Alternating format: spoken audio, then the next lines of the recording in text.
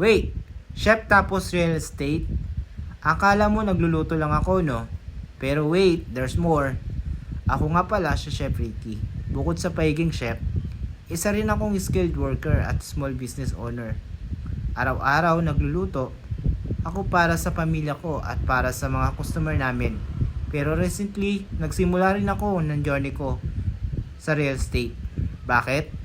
Dahil gusto ko makatulong sa mga pamilyang katulad namin na magkaroon ng sariling bahay. Naniniwala ako na ang bahay ay hindi lang investment.